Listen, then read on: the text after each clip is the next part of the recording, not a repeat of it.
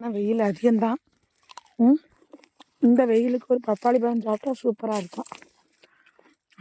அதுலேயும் பார்த்திங்கன்னா இப்போ இந்த மழை தண்ணியெல்லாம் வந்தால் காட்டியும் கருவேப்பிலையே ரொம்ப நல்லா இருக்குது பாருங்க, பார்க்க ஆசையாக இருக்கும்.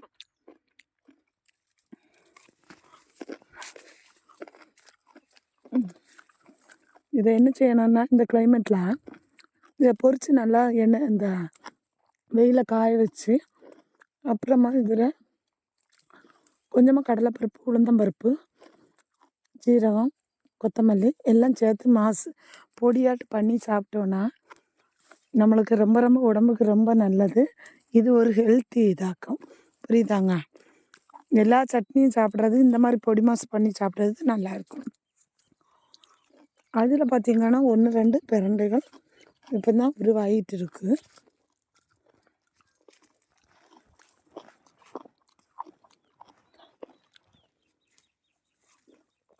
பார்த்திங்களா, பார்த்தாலே ஆசையாக இருக்கும். கருவேப்பிலைனாலே அந்த அளவுக்கு நல்லது, உடம்புக்கு ரொம்ப நல்லது, முடி வளர்ச்சிக்கு நல்லது. எல்லாமே ரத்தத்துக்குடைய சத்துக்களை கூட்டக்கூடிய தன்மை இதுக்கு அதிகமாக இருக்குது.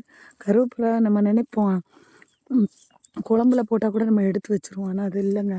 குழம்புல போட்டாலும் மென்று சிலவங்க சாப்பிட்றாங்க. எதனால என்ன, இதில் இருக்கிற சத்துக்கள் உங்களுக்கு தெரிய மாட்டேங்குது, புரியுதாங்க? ஆஸ்பத்திரியில் போய் மருந்து மாத்திரைகள் சாப்பிட்றதுக்கு இந்த மாதிரி வாரத்தில் ஒரு முறை கருவேப்பிலை சட்னி செஞ்சு சாப்பிட்டோம்னா ஏதோ ஒன்று செஞ்சு இந்த மாதிரி சாப்பிட்டாங்க அந்த அளவுக்கு உடம்புக்கு ரொம்ப நல்லதுங்க. ஓகேங்களா? இந்த மாதிரி வீடியோ பிடிச்சிருந்தா மறக்காமல் லைக் பண்ணுங்கள். இந்த வெயிலில் இருக்கிற எனக்கு ஒரு ஷேர் பண்ணுங்கள். வெயிலப்பா தாங்க முடியலை. பாய்ன்னு சொல்லிட்டு இன்னும் 2 கருவேப்பிலை பிடிக்கிறது ஆசையாட்டு தாங்க இருக்குது. பொறிச்சிட்டு தான் போகணும். என்ன சாப்பிட்டீங்க? எல்லாரும் சாப்பிட்டீங்களா? மழை விழுந்தா இன்னும் நல்லா வரும் பார்த்துங்க, சிக்குன்னு வரும். ஓகேங்களா? ஓகேவா? வெயில் காய போட்டு எடுத்தாலே ரொம்ப உடம்புக்கு ரொம்ப ரொம்ப நல்லது பார்த்துருங்க. ஓகேங்களா?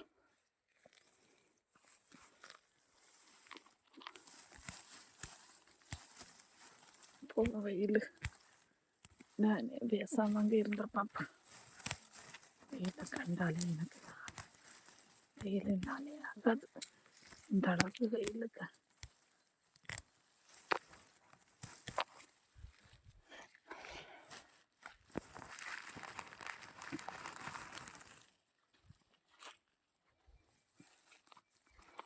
பரண்டை இப்போ தான் தொழுக்க ஆரம்பிச்சிருக்கு.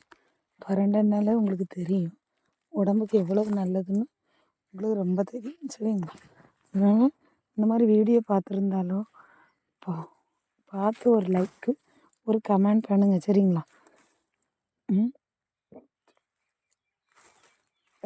உங்களுக்கு வேலை வெட்டி இல்லாமல் வீடியோ எடுக்கிறான்னு நினைக்காதுங்க, என்னுடைய வேலையே வீடியோ எடுக்கிறது தான். அதனால் சரிங்களா, ஒரு வீடியோவுக்கு வேண்டி ஒரு லைக் பண்ணுங்கள், ஒரு ஷேர் பண்ணுங்கள். விவசாயத்தை பிடிச்சிருந்தா மறக்காமல் விவசாயத்தையும் வரைக்கிறங்க இருங்க. காட்டில் சரியான தண்ணி கட்டு மருந்தடி இல்லாதனால இந்த குச்சிக்கிழங்கு கிட்டத்தட்ட 30,000 ரூபா இதில் முட்டுக்கூலி போட்டிருக்காங்க. இந்த 30,000 ரூபாய் இந்த காட்டில் 30-35,000 ரூபா போட்டிருக்காங்க. ஏன் சரியான விளைச்சல் இல்லாததுன்னு இல்லை, இவங்களும் சரியான என்ன செய்யணும், தண்ணி கட்டணும், சரியாக வேலை பார்த்துருந்தா கண்டிப்பாக இந்த குச்சிக்கிழங்க நல்லா கரெக்டான நேரத்துக்கு மருந்து அடிச்சிருந்தா இந்த பிரச்சனை வராது. ஓகேங்களா? விவசாயத்துக்கு பிடிச்சிருந்தா மறக்காமல் லைக் பண்ணி ஷேர் பண்ணுங்கள். ஓகேங்களா? பார்த்துட்டு தட்டி விட்டுட்டு போகாதீங்க, ஆதரிங்க. ஓகேங்களா? பாருங்க, குச்சிக்கிழங்கு காடே இல்லாமல் ஆயிடுச்சு பார்த்தீங்களா? எள்ளு வேலை பூக்கு ஒரு பாட்டு உண்டு இல்லை, அந்த பாட்டுக்கு தான் இது எடிட்டாக, ஏன்னா காடே இப்படி ஆயிடுச்சு, அதுக்கு வேண்டி சொல்லிட்டேன், சரிங்களா? ஓகே, பாய்.